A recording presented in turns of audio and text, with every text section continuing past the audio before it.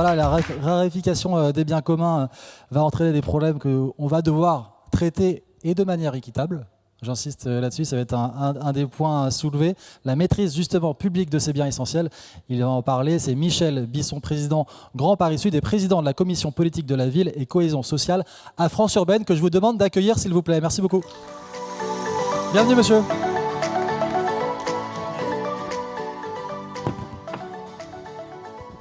Bien, bah écoutez, bonjour à toutes et tous. Merci de l'invitation pour ce grand moment, et il me revient de parler de la maîtrise des biens publics. Alors d'abord peut-être Grand Paris Sud pour localiser, son nom le dit assez bien, donc on est évidemment au sud de Paris, c'est la plus grosse agglomération de France si je laisse de côté les métropoles et les communautés urbaines, 360 000 habitants, et les villes peut-être les plus connues, en tous les cas celles qui font référence, Évry-Courcouronnes, Corbeil, Grigny, voilà, c'est des noms qui doivent résonner à vos oreilles. Alors, la maîtrise publique. Alors, pourquoi la maîtrise publique et qu'est-ce que c'est que des biens essentiels, des biens communs? Je crois que ça s'inscrit dans la lecture que nous avons du monde d'aujourd'hui.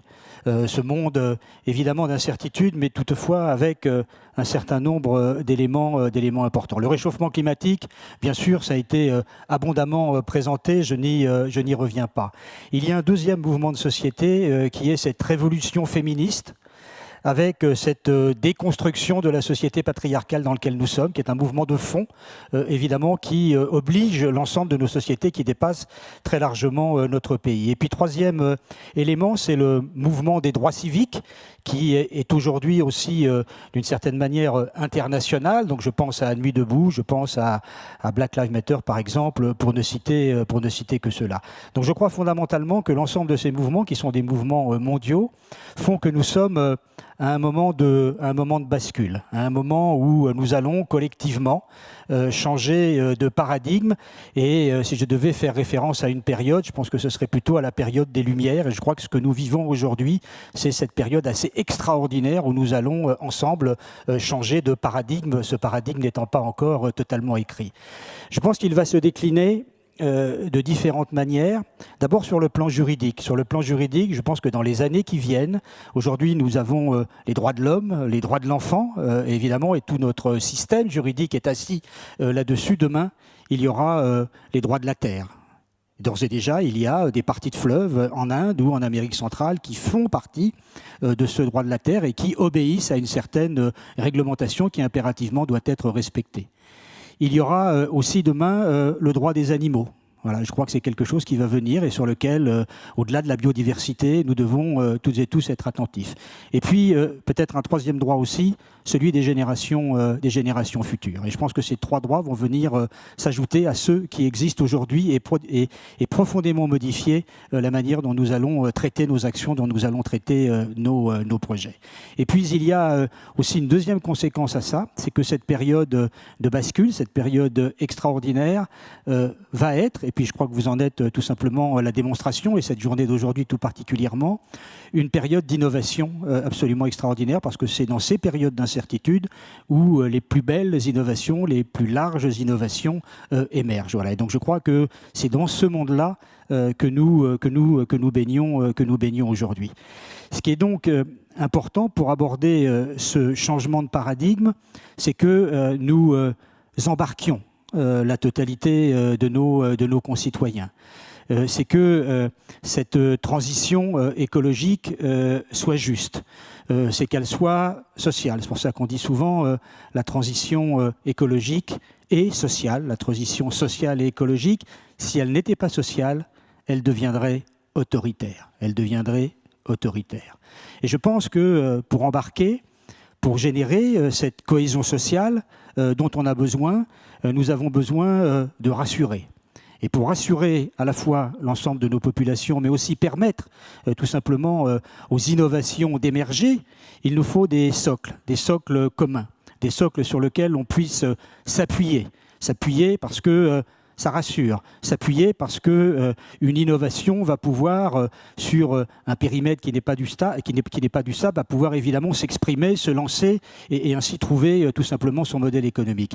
Et ce socle-là, eh bien, je pense que ce sont les biens communs, les biens essentiels, à condition qu'elles soient maîtrisées publiquement. Pourquoi maîtriser publiquement? Tout simplement pour que ce soit maîtrisé dans la durée. Pas 10 ans, pas 20 ans, pas 30 ans, pas 50 ans, bien plus, maîtrisé dans la durée. Voilà. Et sur l'agglomération que j'ai le plaisir de présider, eh bien, nous travaillons sur cette maîtrise publique de 3 biens essentiels, essentiellement. Le premier, c'est l'eau. Évidemment, je pense que cet été a démontré combien cette préservation de l'eau était plus que nécessaire. L'eau, il est important de maîtriser la totalité du petit cycle de l'eau, mais aussi du grand cycle de l'eau, c'est-à-dire de maîtriser à la fois la production d'eau, bien sûr, aussi sa distribution, aussi son assainissement, mais aussi tout ce qui est compétences, lutte contre les inondations et valorisation de la biodiversité. Voilà. Et traiter ce grand cycle de l'eau, il est nécessaire d'en avoir la maîtrise publique, tout simplement pour pouvoir non pas agir en silo sur tel et tel sujet, mais être en capacité d'avoir une vision à 360 degrés et donc de l'exprimer à travers des politiques publiques. Par exemple, être en capacité d'aider des agriculteurs. Ça peut sembler loin, évidemment, d'une politique de l'eau, mais non. En termes de mutation agricole, il y a évidemment des accompagnements qui sont nécessaires, ne serait-ce que pour, évidemment, préserver la ressource qui est extrêmement utilisée par les professions agricoles. De la même manière, l'eau permet de générer, de produire de l'énergie. Donc à travers nos usines d'assainissement, par système de méthanisation, avec évidemment des entreprises dont c'est le métier, nous allons produire du biogaz. Voilà. Peut-être dernier élément qui fait référence là aussi à une start-up, puisqu'on a la chance d'avoir sur notre territoire un génopôle donc, qui traite de la génomique. Je crois que les 2 sujets sur lesquels, en termes d'innovation, il y aura des avancées absolument redoutables dans les années qui viennent, c'est le numérique bien sûr, ça a été dit, c'est aussi la génomique santé, de manière à produire le médicament de demain. Donc là, on est sur un sujet de thérapie génique, de thérapie cellulaire, en gros de souveraineté nationale en matière de santé, mais aussi ce qui est génétique, génomique, environnemental. Et nous avons sur notre territoire une entreprise que nous utilisons maintenant, qui s'appelle Watchfrog, et qui permet tout simplement de détecter dans des nappes d'eau là où il y a des perturbateurs endocriniens. Il y a eu des interventions ce matin sur les perturbateurs endocriniens. Et la manière dont ils le font est extrêmement respectueuse de l'environnement, de la condition animale, et en même temps, évidemment, s'appuie sur la génomique, puisqu'il travaille sur des larves de grenouilles, donc pas sur des grenouilles, sur des larves de grenouilles, et en injectant un produit et en mettant cette larve dans des milieux aquatiques, en fonction de la trace laissée, on sait s'il y a des perturbateurs endocriniens ou pas. Donc voilà donc des sujets qui sont devant nous, des sujets qu'il nous faut décloisonner. L'énergie, évidemment extrêmement important sur nos territoires parce que, bien sûr, il y a le sujet national de production électrique, de conversion de tous nos capacités de production à base du pétrole aujourd'hui, mais il y a aussi 50% des sujets de transition écologique vont se gérer sur le plan territorial. Et en matière énergétique, il y a évidemment beaucoup à faire en reliant les déchets et l'énergie. À travers l'incinération, on produit de la chaleur, on produit de l'énergie. Aussi, à travers la géothermie, bien sûr. Et cette géothermie nous permet aujourd'hui, donc nous sommes sur Grand Paris Sud le 2e territoire en termes de production de chaleur, tout simplement de faire en sorte que énormément, des dizaines de milliers de logements puissent bénéficier de réseaux de chaleur et donc de n'être plus, je dirais, sous dépendance notamment du gaz. Bref, ce sont des tas de sujets comme cela qui nous permettent en matière énergétique de maîtriser publiquement la production pour être en capacité ensuite, effectivement, de desservir les populations dans une logique qui est une logique de transition écologique bien comprise, puisque l'empreinte carbone des réseaux de chaleur est évidemment très faible, mais sociale aussi, puisque le prix évidemment de sortie du mégawatt des réseaux de chaleur est parfaitement contenu, parfaitement maîtrisé et en dessous de ce que l'on peut, de ce que le gaz, même l'électricité peut produire.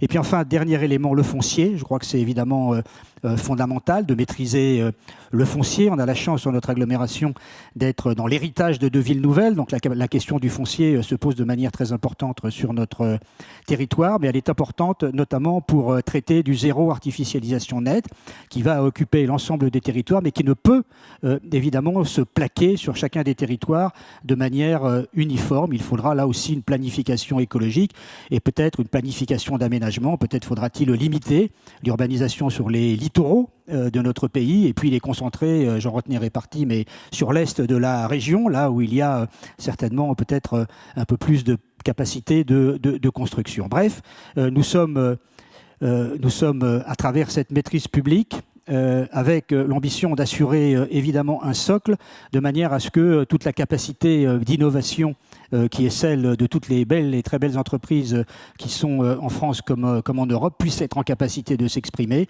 et faire en sorte que quand il s'agit de l'industrie, quand il s'agit de l'agriculture, quand il s'agit de l'habitat durable, quand il s'agit de l'énergie, nous puissions ensemble construire tout simplement le monde de demain, mais peut-être encore plus prosaïquement le monde d'aujourd'hui. Bref, nous vivons une période, je pense, incroyable, et je crois que c'est à nous tous, ensemble, de réveiller l'enthousiasme de notre pays. Voilà, je vous remercie.